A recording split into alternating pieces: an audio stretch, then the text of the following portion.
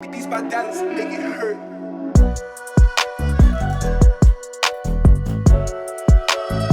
Good to see you all again everyone and I am नेही Jain from पढ़ले 11th JEE and NEET। मैं अभी जो IIIT जबलपुर है triple IT design and manufacturing Jabalpur, वहाँ से CS कर रही हूँ। और मैं CS के जो 3rd सेमेस्टर में हूँ, मतलब 2nd ईयर के पहले सेमेस्टर में हूँ। तो उसमें हम जो भी चीज़ें सीख रहे हैं वो काफ़ी हद तक हमें जो 11th-12th की पढ़ाई है उसके बेसिस पे आगे पढ़ाई जा रही है।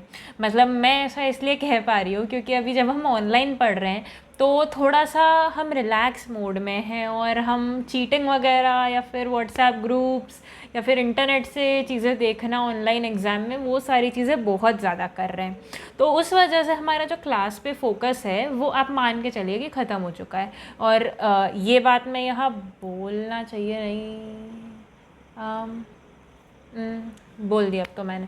तो हाँ, तो ऐसा हो रहा है। तो उस वजह से जब हम एग्ज़ाम के टाइम पे कोई टॉपिक पहली बार देखते हैं या कोई क्वेश्चन देखते हैं तो उसे जितना हमें आता है उस अप्रोच से हमें सोचने की आदत है।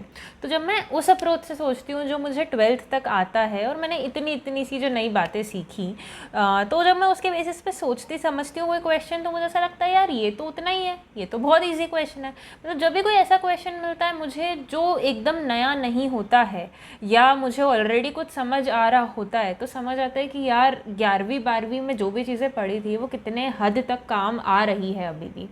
तो मेरा अभी बेसिक पॉइंट बस इतना था कि कर लो ये चीज़ें अच्छे से, अपने नोट्स वोट्स मत फेंकना और मतलब रखना अपने पास अच्छे से संभाल के, और आगे काम आएंगे वो, कॉलेज में काम आते हैं वो। मतलब आपको 4th ईयर में जाने के बाद 3rd ईयर में भी ऐसा एक आध कोई टॉपिक के लिए अपने पुराने नोट्स निकालने पड़ सकते हैं, उसमें कोई बड़ी बात नहीं है, बिल्कुल हो सकता है।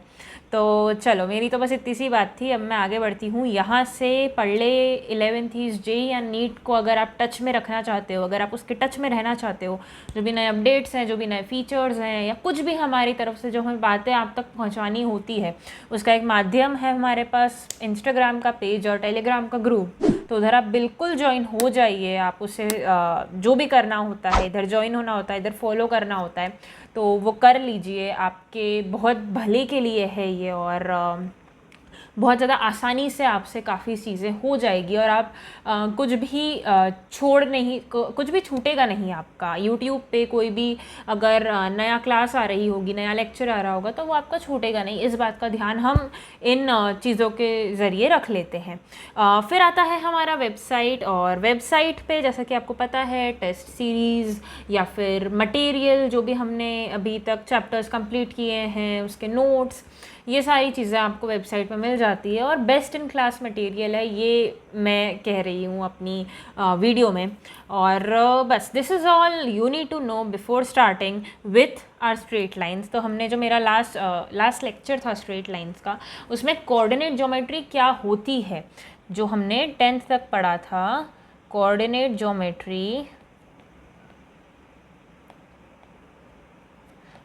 ज्योमेट्री चीज़ क्या है वो हमने लास्ट क्लास में जानी थी। कोऑर्डिनेट ज्योमेट्री की बहुत सारी बातें जो हम 9th-10th में पढ़ चुके हैं उसे हमने अच्छे से रिवाइज़ किया था। अब क्योंकि हमने वो बातें रिवाइज़ करी हैं और हमें स्ट्रेट लाइन के साथ प्रोसीड करना है, इसलिए सबसे पहले मैं लेकर आई हूँ उस पर कुछ क्वेश्चंस। तो हम स्टार्ट करते हैं। पहला question says a point lies on y axis at a distance of 3 units from x axis, what are the coordinates of this point. तो जो मेरी y एक्सिस है उस पर एक पॉइंट है जिसका डिस्टेंस x एक्सिस से 3 यूनिट्स है। तो अब हमें बताने हैं इस पॉइंट के कोऑर्डिनेट्स। तो आप बहुत इजीली ये क्वेश्चन कर सकते हैं। मैंने भी बताया था कि x एक्सिस से जो डिस्टेंस होती है वो होता है y कोऑर्डिनेट या फिर ऑर्डिनेट, और x एक्सिस से जो y एक्सिस से जो डिस्टेंस होती है वो होता है मेरा x कोऑर्डिनेट या फिर एब्सिसा। तो इस जगह का जो मेरा कोऑर्डिनेट होगा वो होगा 0,3। और ये बात भी हमने कर ली थी लास्ट क्लास में कि y एक्सिस पे जो भी कोऑर्डिनेट्स होते हैं उनका एब्सिसा 0 होता है, और x एक्सिस पे जो भी कोऑर्डिनेट्स होते हैं उनका ऑर्डिनेट 0 होता है। तो ये क्वेश्चन का आंसर तो बहुत सरलता से हमें मिल गया। अगले पे मैं बढ़ती हूँ। The 3 vertices of a parallelogram ABCD taken in order are A 2,1, B 3,4, C -2,3, then find the coordinates of the fourth vertex. तो अब एक पैरेललोग्राम ये कह रहे हैं ABCD, जिसमें A B और C के कोऑर्डिनेट्स तो हमें दे रखे हैं, D के कोऑर्डिनेट्स हमें नहीं पता है। अब मैंने लास्ट क्लास में कुछ टेस्ट्स लिखवाए थे, वो टेस्ट में एक पैरेललोग्राम के लिए टेस्ट था जिसमें हमें बस ऑपोजिट साइड्स को इक्वेट करना था। तो जब इधर मैं इस D का मान लेती हूँ कोऑर्डिनेट x, y और ABC के गिवन कोऑर्डिनेट्स यूज़ कर लेती हूँ और ऑपोजिट साइड्स को मैं कर देती हूँ इक्वेट, तो उससे मुझे मिल जाएगा मेरा आंसर विच इज़ -3, -2। आप लोग वीडियो यहाँ पे पॉज करिए, आप लोग ये क्वेश्चन सॉल्व करिए और फिर आप अपने आंसर से मेरा आंसर कंपेयर करिए। ये क्योंकि 11वीं का हिस्सा नहीं है और क्योंकि ये बहुत इजी क्वेश्चंस है, इसलिए मैं इन्हें सॉल्व नहीं कर रही हूँ, मैं इन्हें सॉल्व करने का तरीका बता रही हूँ और मैं इनके करेक्ट आंसर्स बता रही हूँ। So that is enough, but आप लोग अभी इसे पॉज करिए, क्वेश्चन सॉल्व करिए, फिर ही हम आगे बढ़ेंगे। चलिए, the third question says without using the distance formula prove that -3, -5, 1, -6 and -7, -4 are collinear. तो अब हमें डिस्टेंस फॉर्मूला को यूज़ नहीं करना है, लेकिन कोलिनियरिटी का टेस्ट तो मैंने ये पढ़ा था कि कोलिनियर पॉइंट्स, 2 पॉइंट पेयर्स का जो सम होगा वो इन दोनों पॉइंट्स के डिस्टेंस के इक्वल होगा। तो अगर ये मैंने टेस्ट पढ़ा था तो मुझे तो इसके लिए डिस्टेंस फॉर्मूला यूज़ करना पड़ेगा, बट हमें डिस्टेंस फॉर्मूला यूज़ नहीं करना है। तो हम कैसे कर सकते हैं ये वाला क्वेश्चन सॉल्व? आई गेस हम एरिया ऑफ ट्रायंगल को 0 कर दें तो हमारे ये क्वेश्चन सॉल्व हो जाएगा। एरिया ऑफ ट्रायंगल हमने पढ़ा था, हमें x1 y1 x2 y2 और x3 y3 इस क्वेश्चन में गिवन है। वो सब हमें डालना है एरिया ऑफ ट्रायंगल के फॉर्मूले में और इज इक्वल टू 0 करना है और हमें पता चल जाएगा कि ये पॉइंट्स कोलिनियर हैं या नहीं है। चलिए, चौथे क्वेश्चन की मैं बात करती हूँ। Find the area of triangle formed by the points T1 T + 1, 1, 2T + 1, 3 and 2T + 2, 2T। तो इससे हमें निकालना है एरिया। यहाँ पे मुझे लगता है मुझे एरिया ऑफ ट्रायंगल का फॉर्मूला यूज़ करना पड़ेगा और उसके बाद हमें बोला है कि find those values of T for which the points be collinear. तो ये जो 3 पॉइंट दे रखे हैं, जो वेरिएबल पॉइंट्स हैं, जो T के टर्म्स में हमें दे रखे हैं, उन्हें अगर हमें कोलिनियर बनाना है और एरिया निकालने को बोला है, तो एक बार हमारा एरिया निकल जाए उसके बाद हम उसे अगर इज इक्वल टू 0 कर देंगे तो हमें T की वो 2 वैल्यूज़ में, अब 2 कैसे कह रही हूँ मैं, ये है देखिए एरिया का आंसर। ठीक है, तो जो एरिया है वो T की क्वाड्रेटिक में आ रहा है। तो जब हम T की क्वाड्रेटिक इसको इज इक्वल टू 0 करेंगे, ये हाफ तो हट जाएगा, मतलब 2T² - 3T - 2 के जब मैं निकालूंगी रूट्स, किसके रूट्स? 2T² - 3T - 2 के जब मैं निकालूंगी रूट्स, तो मेरे रूट्स आने वाले हैं हाफ और 2। मेरे रूट्स आने वाले हैं 2 एंड हाफ। तो ये दोनों रूट्स जब मेरे आ जाएंगे तो मुझे T की वो वैल्यूज़ मिल जाएगी जिस पे ये तीनों पॉइंट्स क्या होंगे? कोलिनियर। यहाँ तक की अगर बात समझ आती है तो हम प्रोसीड करने के लिए तैयार हैं। हम एक्सरसाइज 1 सॉल्व कर सकते हैं। अब हम बढ़ते हैं स्लोप पे। एक्सरसाइज 10.1 हम सॉल्व कर सकते हैं। ठीक है, चलो अब हम बढ़ते हैं स्लोप पे। स्लोप ऑफ लाइन, जहाँ पे हमने लास्ट क्लास छोड़ी थी। अब स्लोप ऑफ लाइन क्या होती है? सबसे पहले मैं वही अपनी ड्राइंग बनाऊंगी।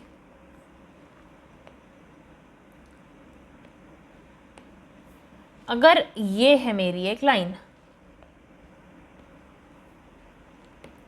तो इसका एक्स एक्सिस से जो इंक्लिनेशन होता है, ये थीटा एक एंगल है, मैं कह देती हूँ, which is inclination from x axis. तो जब मैं इस इंक्लिनेशन फ्रॉम एक्स एक्सिस की बात करती हूँ, मतलब इस थीटा एंगल की मैं बात करती हूँ, तो जो मुझे tan ऑफ थीटा मिलेगा, मतलब tan of the angle which are line makes with the x axis. ये जो मेरी लाइन है वो एक्स एक्सिस के साथ जो एंगल बना रही है, उस एंगल का जब मैं ले लूँगी टैंजेंट, मतलब टैंजेंट ऑफ दिस एंगल, तो मुझे जो आंसर मिलेगा, मतलब ये जो tan थीटा की जो वैल्यू होगी, ये कहलाती है मेरी स्लोप ऑफ लाइन, या फिर मैं इसे कह सकती हूँ ग्रेडियंट। तो स्लोप ऑफ लाइन या ग्रेडियंट क्या होता है? स्लोप ऑफ लाइन होता है उस एंगल का tan जो लाइन एक्स एक्सिस के साथ बना रही हो। तो अब कुछ इंटरेस्टिंग पॉइंट्स, ये जो एक्स एक्सिस है वो एक्स एक्सिस के साथ कितना एंगल बना रही है? 0 डिग्री, और tan ऑफ 0 डिग्री होता है 0। और ये जो y एक्सिस है वो एक्स एक्सिस के साथ कितना एंगल बना रही है? 90 डिग्री, और tan ऑफ 90 डिग्री होता है नॉट डिफाइंड। इसका मतलब जो स्लोप ऑफ y एक्सिस है वो नॉट डिफाइंड है। Slope of y axis is not defined, और जो स्लोप ऑफ x एक्सिस है वो 0 है। तो ये दो मुझे इधर मिले इंटरेस्टिंग पॉइंट्स। अब एक और बात कि जो tan थीटा होता है, अब हर बार हम ये थोड़ी बोलेंगे इस लाइन का tan थीटा कितना है, तो हम स्लोप को डिनोट करते हैं m से। m मतलब कहलाता है मेरा स्लोप। तो स्लोप ऑफ लाइन को मैं लिख सकती हूँ m is equal to tan theta, जहाँ पे थीटा क्या है मेरा? Inclination of line from x axis. इस पेज का आप ले लीजिए स्क्रीनशॉट, क्योंकि इधर पूरा का पूरा स्लोप क्या होता है वो मैंने बहुत इजी टर्म्स में समझा दिया है कि अगर एक लाइन थीटा एंगल बना रही है एक्स एक्सिस के साथ, ये जो लाइन है ये थीटा एंगल बना रही है एक्स एक्सिस के साथ, तो ये जो एंगल है उसका जब मैं लूँगी tan, तो मुझे मिलेगा m जो कहलाता है, या जो तब मुझे मिलेगा स्लोप जो कहलाता है m। ठीक है, ये बात समझ आई कि स्लोप क्या होता है, और स्लोप ऑफ y एक्सिस कितना होता है, स्लोप ऑफ x एक्सिस कितना होता है। अगर ये वाली बातें समझ आ गई तो हम आगे बढ़ते हैं कि 2 पॉइंट्स दिए हुए हैं जब हमें, तो हम स्लोप कैसे निकालेंगे। समझिए, ये एक लाइन है, इधर हमें 2 पॉइंट्स दिए हुए हैं, x1, y1, x2, y2। तो अब मुझे निकालना है इस लाइन का स्लोप। तो जो मेरा tan थीटा होता है वो, अगर मेरा स्लोप अक्यूट है तो होता है y2 minus y1 upon x2 minus x1। पर अगर मेरा अगर मेरा एंगल ऑब्ट्यूस है तो मेरा जो tan थीटा आता है वो आता है नेगेटिव, तो वो होता है minus of y2 minus y1 upon x2 minus x1। ये बहुत वाजिब सी बात है, बहुत ऑब्वियस सी बात है कि tan ऑफ 0 से लेके 90 डिग्री कितना होता था? पॉजिटिव, और tan ऑफ 90 से लेके 180 डिग्री कितना होता था? नेगेटिव। हमें ही पता है ना ये वाली बात, तो कि tan यहाँ पे पॉजिटिव रहता है और यहाँ पे नेगेटिव रहता है। इसका मतलब अगर मुझे दिख रहा है कि ये लाइन जो है एक्स एक्सिस के साथ ऑब्ट्यूस एंगल बना रही है, तो मैं जो मेरा स्लोप है वो नेगेटिव आंसर रिपोर्ट करूँगी। और अगर मुझे दिख रहा है कि मेरी लाइन कुछ ऐसी है जो एक्स एक्सिस के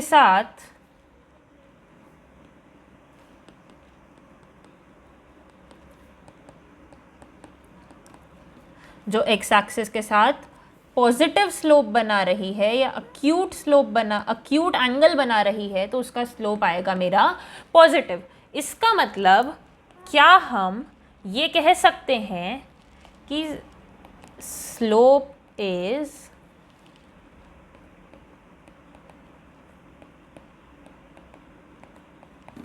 ठीक है, जनरलाइज कर देती हूँ मैं और ये कह देती हूँ मैं। अब आपको भी पता है कि लाइन ऐसी दिख रही है तो हम नेगेटिव आंसर बोलेंगे और ऐसी दिख रही है तो हम पॉजिटिव आंसर बोलेंगे। ठीक है, इसका मतलब अगर कोई लाइन है जो अपने कोऑर्डिनेट एक्सिस से इक्वली इंक्लाइंड है, अब एक और अच्छा शब्द आया हमारे पास, इक्वली इंक्लाइंड। क्या मतलब हो सकता है इक्वली इंक्लाइंड का? अगर कोई लाइन है जो इक्वली इंक्लाइंड कही जा रही है, इसका मतलब वो एक्स एक्सिस और वाई एक्सिस के साथ कितना एंगल बना रही है? 45 डिग्री का एंगल बना रही है, तभी तो एक्स और वाई दोनों से इक्वली इंक्लाइंड होगी।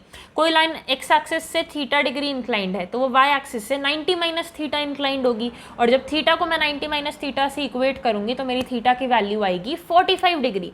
मतलब for any line to be equally inclined the angle of inclination should be 45 degree. तो 45 डिग्री की मेरे को लाइन बनानी है तो एक तो वो लाइन मेरी ऐसी बन सकती है और दूसरी वो लाइन मेरी ऐसी बन सकती है। ठीक है, अब ये दोनों जो लाइन है वो दोनों की दोनों इक्वली इंक्लाइंड है। अब इन दोनों में अंतर क्या है, इन दोनों का हम अंतर देख लेते हैं। ये वाली जो लाइन है उसका एंगल है 45, पर ये वाली जो लाइन है इसका एंगल है 135 सॉरी, इस लाइन का एंगल है 135 डिग्रीज। तो ये वाली लाइन है मेरी ऑब्ट्यूज, ये वाला एंगल है मेरा ऑब्ट्यूज, इसलिए इस लाइन का मेरा स्लोप होगा -tan 45 डिग्रीज, जिसे मैं कह सकती हूँ -1, और इस लाइन का मेरा स्लोप होगा tan 45 डिग्रीज, जिसे मैं कह सकती हूँ 1। और अगर मैं tan 135 डिग्रीज कैलकुलेट करूं तो हमने जो ट्रिग्नोमेट्रिक फंक्शन चैप्टर पढ़ा था उसके फॉर्मूला यूज़ करके मैं tan 135 डिग्रीज को -tan 45 डिग्रीज में ही कन्वर्ट करूंगी और उसके बाद आंसर -1 ही आएगा। तो ये दोनों इक्वली इंक्लाइंड लाइंस हैं, पर जो ऑब्ट्यूस एंगल मेक कर रही है उसका स्लोप -1 है, बल्कि जो अक्यूट एंगल मेक कर रही है उसका स्लोप +1 है। तो ये हो गई हमारी इंटरेस्टिंग बातें। अब मैं बढ़ती हूँ यहाँ से आगे। हमें कई बार कह दिया जाता है कि दो लाइन एक दूसरे के परपेंडिकुलर है या ये दोनों लाइन पैरेलल है। तो पैरेलल और परपेंडिकुलर होता क्या है, हम इस बात से स्टार्ट करते हैं। एक कॉलम में बना लेती हूँ पैरेलल का और एक कॉलम में बना लेती हूँ परपेंडिकुलर का।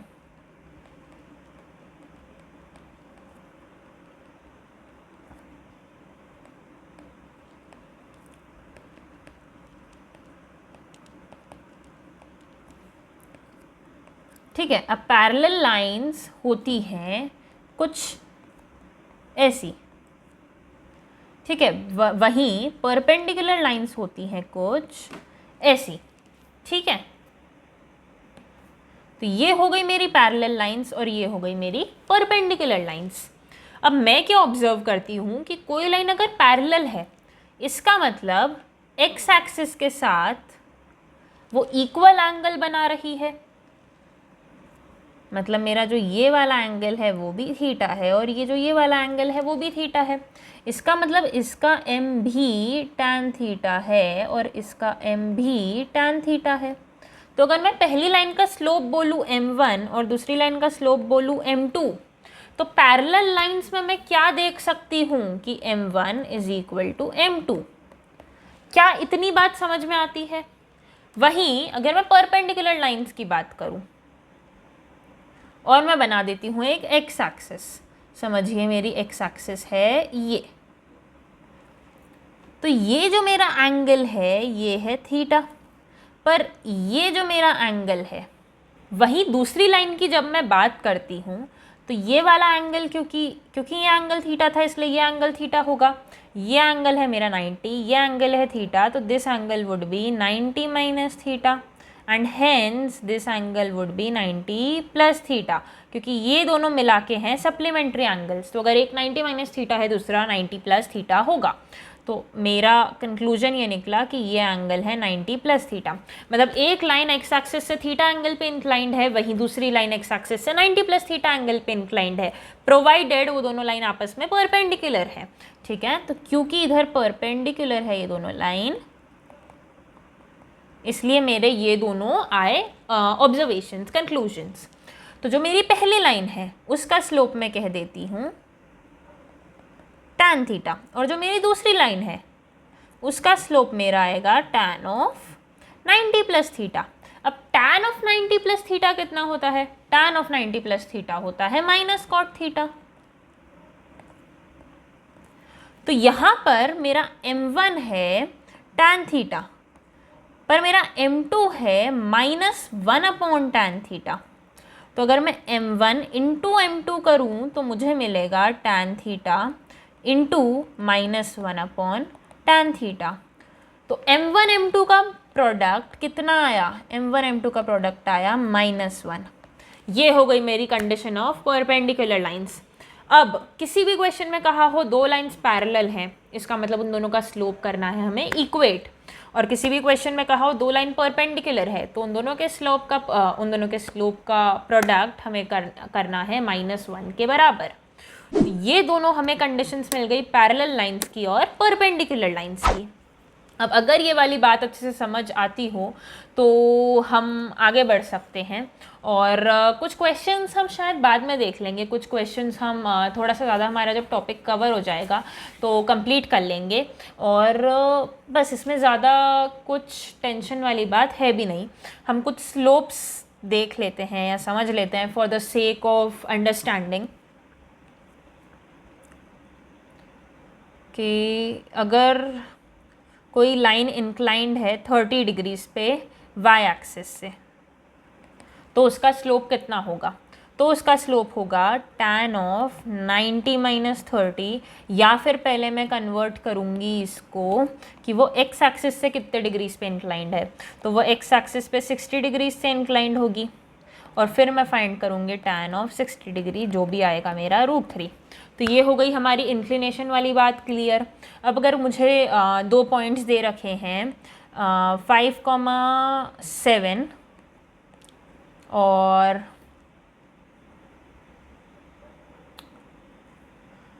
और मुझे कहना चाहिए 3,3, ठीक है। तो अगर इन दोनों लाइंस के बीच का मुझे ढूंढना है स्लोप, तो मैं क्या करूँगी?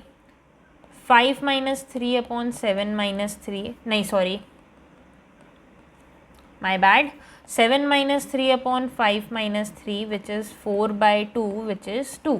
तो मेरा जो tan थीटा है वो है 2, या फिर मुझे कहना चाहिए मेरा स्लोप है इधर 2। अब इस जगह पे आपको ये डाउट हो सकता था कि मुझे 7 माइनस 3 करना है या 3 माइनस 7 करना है, ये कैसे समझ आएगा? मतलब x1 y1 और x2 y2 मुझे कैसे समझ आएंगे? तो यार यहाँ पे तो बात एक ही है ना। अगर मैं tan थीटा इज इक्वल टू 3 माइनस 7 और 3 माइनस 5 करती तो -4 अपॉन -2 आता, तब भी मेरा आंसर 2 आता और तब भी मेरा स्लोप 2 आता।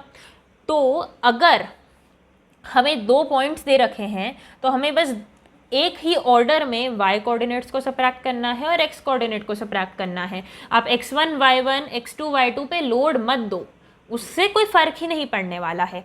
तो अगर हमें इंक्लिनेशन दे रखा है तो ऐसे हो गया हमारा क्वेश्चन सॉल्व, अगर हमें कोऑर्डिनेट्स दे रखे हैं तो दूसरे तरीके से हो गया हमारा क्वेश्चन सॉल्व।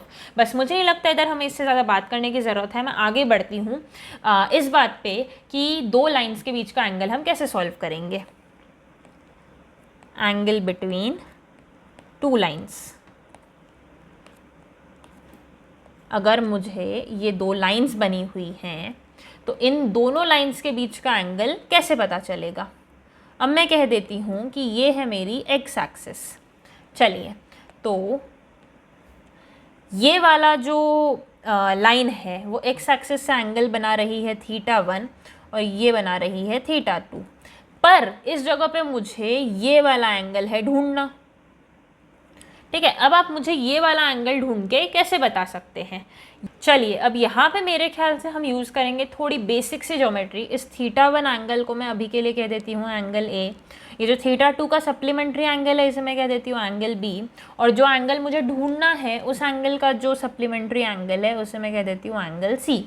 अब मुझे ये तो पता है कि a प्लस बी प्लस सी जो है वो 180 डिग्रीज़ है। अब a को मैं लिख सकती हूँ θ1, b को मैं लिख सकती हूँ 180 माइनस θ2 और c को मैं लिख सकती हूँ 180 माइनस, कौन सा एंगल ढूंढना है हमें, इस एंगल का नाम मैं रख देती हूँ अल्फ़ा। तो 180 माइनस अल्फ़ा, इन तीनों का जब मैं सम करूँगी तो वो आएगा 180 के बराबर। अब 180 से 180 कैंसिल, और यहाँ पे मुझे ये पता चल चुका है कि 180 minus alpha is equal to θ2 minus θ1। तो जो मेरा 180 माइनस अल्फ़ा है वो है θ2 माइनस θ1 के बराबर। तो tan ऑफ 180 माइनस अल्फ़ा होगा tan ऑफ θ2 माइनस θ1, मतलब माइनस tan अल्फ़ा होने वाला है मेरा tan ऑफ θ2 माइनस θ1। अब tan θ2 माइनस tan θ1 क्या होता है? tan θ2 माइनस tan θ1 होता है tan θ2 minus tan θ1 upon 1 plus tan θ2 tan θ1। ये जब हम लगा देंगे तो tan ऑफ θ2 क्या है? m2, और tan ऑफ θ1 क्या है? m1। तो ये मैं लिख दूंगी m2 minus m1 upon 1 plus m1 m2। ये था मेरा माइनस tan अल्फ़ा, ठीक है। मतलब tan ऑफ अल्फ़ा मुझे कितना मिलेगा? Negative of m2 minus m1 upon 1 plus m1 m2। उसी जगह पे अगर मैं ये वाला एंगल कैलकुलेट करती और इसे मैं बोल देती बीटा, ठीक है, तो मेरा जो c है वो बीटा के बराबर होता। तो फिर से मैं करती हूँ θ1 plus 180 minus θ2 plus beta is equal to 180 degrees. 180 से 180 कैंसिल, तो beta is equal to θ2 minus θ1। तो tan of beta is equal to tan of θ2 minus θ1, और इसे मैं लिख दूंगी m2 minus m1 upon 1 plus m1 m2, और ये है tan बीटा के बराबर। इसका मतलब अगर मैं इन दोनों के बीच का ये वाला एंगल देखूं तो वो है m2 minus m1 upon 1 plus m1 m2। पर अगर मैं ये वाला एंगल देखूं तो वो है negative of m2 minus m1 upon 1 plus m1 m2। मतलब इन दोनों एंगल्स में बस उतना सा ही अंतर है, इन दोनों एंगल्स में बस स्लोप का ही, इन दोनों एंगल्स में बस साइन का ही अंतर है। tan of alpha is equal to minus tan of beta. इतनी बात तो अब हमें समझ आ गई। अब ये कैसे समझना है हमें कि कौन सा वाला नेगेटिव आने वाला है और कौन सा वाला पॉजिटिव आने वाला है? ये हम ऐसे समझ सकते हैं,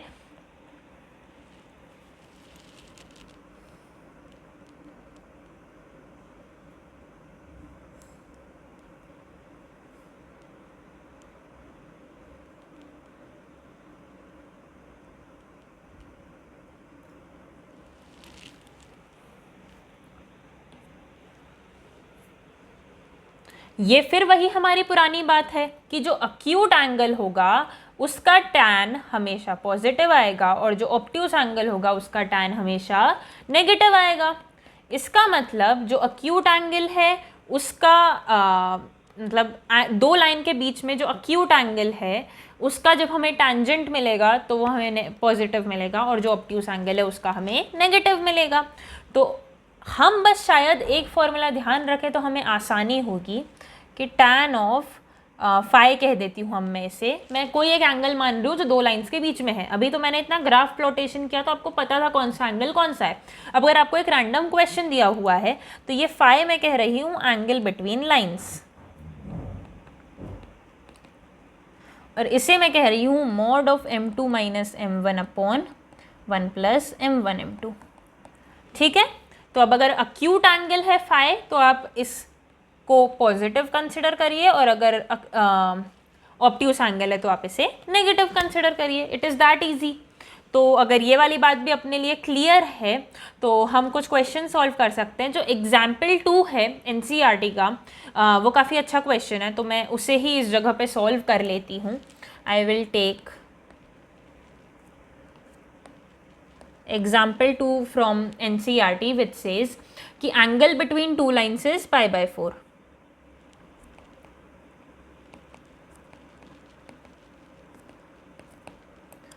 मतलब दो लाइन्स है जिनके बीच में 45 डिग्रीज का एंगल है and slope of one of the lines is 1/2। मतलब मैं कह देती हूँ m1 है 1/2, then find the slope of the other line. तो मुझे ढूंढना है m2। तो जो tan ऑफ फाई है, यहाँ पे फाई क्या है, यहाँ पे फाई है मेरा एंगल बिटवीन टू लाइन्स जो मुझे दिया हुआ है π/4। ये होगा mod of m2 minus m1 upon 1 plus m1 m2 के। तो tan ऑफ π/4 होगा 1, m2 मुझे पता नहीं, m1 को मैं रख देती हूँ हाफ, तो मुझे मिल गई ये वाली इक्वेशन। अब इस इक्वेशन से मैं आगे कैसे बढ़ूँ? इस इक्वेशन से मैं आगे दो पॉसिबिलिटीज़ लेके बढ़ सकती हूँ। एक, मैं मान लेती हूँ कि ये एक ऑब्ट्यूस एंगल था, और दूसरा मैं कह देती हूँ कि ये एक एक्यूट एंगल था। तो जब मैं ऑब्ट्यूस एंगल वाली पॉसिबिलिटी ले रही हूँ तो मैं -1 is equal to m2 minus 1/2 दे रखा है हमें अपॉन 1 प्लस m/2, और एक्यूट एंगल की पॉसिबिलिटी में मैं 1 is equal to m2 minus half upon 1 plus m2/2 ये करूँगी। So now -1 minus m2/2 is equal to m2 minus 1/2। Here -1/2 is equal to 3/2 m2, इसका मतलब m2 इज इक्वल टू -1/3। और दूसरे केस में मेरा 1 plus m2/2 is equal to m2 minus 1/2, so 3/2 is equal to m2/2 which gives m2 is equal to 3।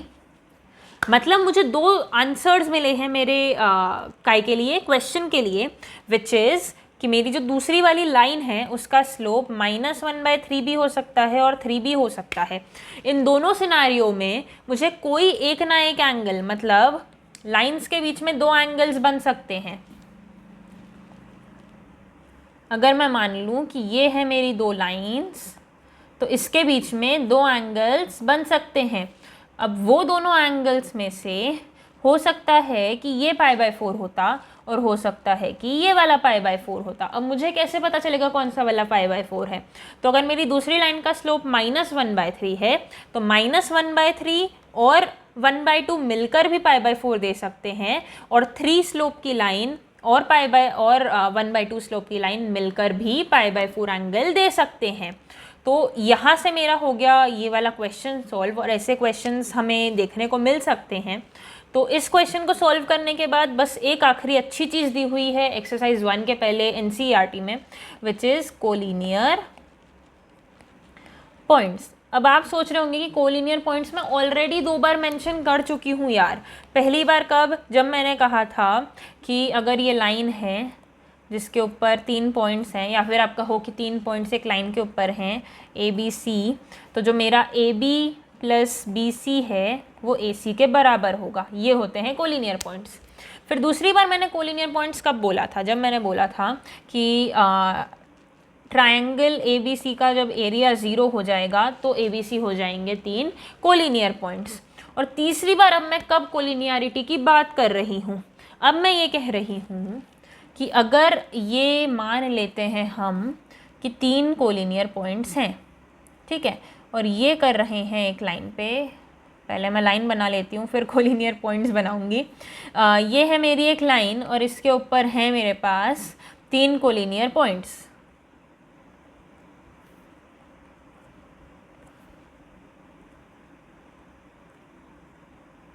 ठीक है, अब ये पॉइंट्स को मैं नाम दे देती हूँ A, B और C। अब जो मेरा AB लाइन का मैं हिस्सा देखती हूँ उसका जो स्लोप है वो अगर मैं कह देती हूँ कि थीटा है भैया, ये वाली जो लाइन है इसका स्लोप है थीटा। ठीक है। फिर थोड़ी देर बाद मैं BC लाइन का स्लोप कैलकुलेट करती हूँ, तो ये वाला स्लोप कितना दिख रहा है आपको, थीटा। और अगर मैं CA लाइन का स्लोप कैलकुलेट करती हूँ, अब अगर मैं AC लाइन का स्लोप कैलकुलेट करती हूँ, तो ये स्लोप कितना दिख रहा है आपको, थीटा। इसका मतलब कि किन्हीं भी दो पॉइंट्स के बीच का स्लोप जब सेम आए, मतलब AB का स्लोप, BC का स्लोप और CA का स्लोप जब सेम आए, तो हमारे ये जो ABC हैं वो क्या हैं, कोलिनियर पॉइंट्स हैं। ये बात NCERT में काफ़ी अच्छे से दे रखी है कि उन्होंने कहा है slope of AB is equal to slope of BC।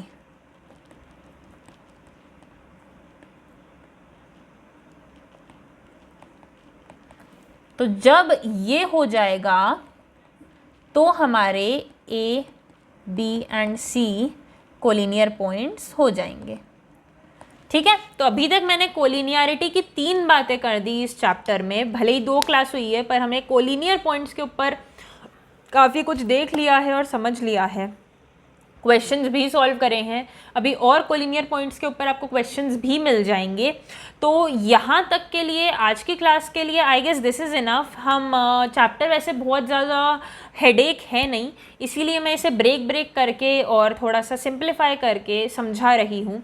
तो मेरी जो वीडियोस हैं वो 1 घंटा क्रॉस नहीं कर रही है, बट ये आपके लिए थोड़ा सा लोड कम रहेगा और बेनिफिशियल ज़्यादा रहेगा। इसीलिए मेरा ये रिक्वेस्ट है कि क्योंकि हम बहुत ज़्यादा बड़ा लेक्चर नहीं कर रहे हैं, तो आप आफ्टर लेक्चर, जैसे आज की class I will pack it up here, after lecture आप अपनी रेफरेंस उठाएं, अपनी NCERT उठाएं, अपनी एग्जाम्पलर उठाएं, RD शर्मा यूज़ करें भले ही, और उसके अंदर से जो भी हमने चैप्टर पढ़ा है, उसका जितना भी हमने पार्ट पढ़ा है, उसके कुछ क्वेश्चंस आप बिल्कुल ज़रूर सॉल्व करें। और जब आप ये सारे क्वेश्चन सॉल्व कर लेंगे तो आपके ये उंगलियों पे आ जाएंगे, आपको सारे फॉर्मूले आपको बहुत अच्छे से याद हो जाएंगे। फिर आपको हर बार बहुत बेसिक से नहीं सोचना पड़ेगा कि हाँ क्योंकि M ये होता था और tan की ये प्रॉपर्टी होती है, इसीलिए हमने ऐसा ऐसा देखा। फिर आपको जो कुछ बेसिक फॉर्मूले हमने आज के दिन में सीखे वो अच्छे से याद हो जाएंगे। पहला फॉर्मूला मैंने सीखा M is equal to tan theta which is equal to y2 minus y1 upon x2 minus x1। ठीक है, या फिर मैं कह देती हूँ इसका मोड। दूसरा फॉर्मूला हमने सीखा कि m1 is equal to m2 for parallel lines and m1 m2 is equal to -1 up for perpendicular lines. ठीक है, ये 3 चीज़ें हमने सीखी। उसके बाद और भी कुछ हमने सीखा क्या, कोलिनियरिटी की हमने एक बात सीखी कि कोलिनियर पॉइंट्स की अगर मैं बात करती हूँ, अच्छा हाँ, हमने एंगल बिटवीन 2 लाइन्स भी सीखा कि tan of phi is equal to m2 minus m1 upon 1 plus m1 m2, और इसका भी मोड ले लेते हैं क्योंकि वो बात हमने कर ली थी। और फिर हमने सीखी कोलिनियर लाइंस की बात कि अगर 3 पॉइंट्स दिए हुए हैं तो इसमें आप 2 पेयर्स बनाइए, और उन दोनों पेयर्स का जब आपको स्लोप सेम मिलता है, मतलब अगर 3 पॉइंट्स हैं A, B and C, 4 points A, B and C, अगर जो मेरा स्लोप ऑफ AB है वो स्लोप ऑफ BC के बराबर होता है, then A, B and C are collinear points. ठीक है, ये बस कुछ मिनिमल हमने 5 बातें आज सीखी समझी, और इन 5 बातों पे आप क्वेश्चंस बहुत इजीली ढूंढ सकते हैं, सॉल्व कर सकते हैं। तो that is all for today. इस पेज का अगर आपको स्क्रीनशॉट लेना है ले लीजिए। अगर आपको अपनी जो आप समरी नोटबुक बना रहे हैं उसमें कुछ 2 पेज में या 1 पेज में आपको स्ट्रेट लाइन्स की समरी बनाना है, जो बहुत बेनिफिशियल होता है। हमारे काफ़ी सारे सर के मुँह से मैंने सुना है, काफ़ी सारे क्लासेस में हमको ये एडवाइस दी थी काफ़ी सारे सर ने कि आप समरी नोटबुक बिल्कुल बनाया करिए। और समरी का मतलब ये नहीं होता है कि आप NCERT से डेफिनेशंस लिखेंगे। समरी का मतलब ये होता है कि क्वेश्चन सॉल्व करने के लिए आपको बस फॉर्मूले देखने के लिए वो बुक खोलने की ज़रूरत पड़े, और कोई नोटबुक खोलने की आपको, और कोई बुक खोलने की आपको ज़रूरत ना पड़े। तो 1 पेज में बड़े से बड़ा चैप्टर, ज़्यादा से ज़्यादा 2 पेज में बड़े से बड़ा चैप्टर हमारा जब समराइज हो जाए, मतलब आज की क्लास में मैंने ये कुछ 5 चीज़ें सीखी, इन 5 को भी मैं चाहूँ तो 4 पॉइंट्स या 3 पॉइंट्स में कन्वर्ट कर सकती हूँ। तो जब मैं इतना समराइज़ करके लिखना सीख जाऊंगी तो मेरी समरी नोटबुक बहुत ज़्यादा एफिशिएंट और बहुत ज़्यादा अच्छी बनने लग जाएगी। तो बस आज की क्लास के लिए note down this 5 points, take these 5 points, उसके ऊपर आप काफ़ी सारी प्रैक्टिस करो। इसमें अगर कोई भी डाउट होता है तो सबसे पहले लेक्चर फिर से देखो, वो वाला पार्ट फिर से देखो, उसके बाद आप उसके क्वेश्चन सॉल्व करो। क्वेश्चन सॉल्व करते करते आपका डाउट बिल्कुल क्लियर हो जाएगा। अगर आपका डाउट क्लियर नहीं होता है तो we are there on Telegram for you all, and that is all for today. So thank you, good day, take care and peace out.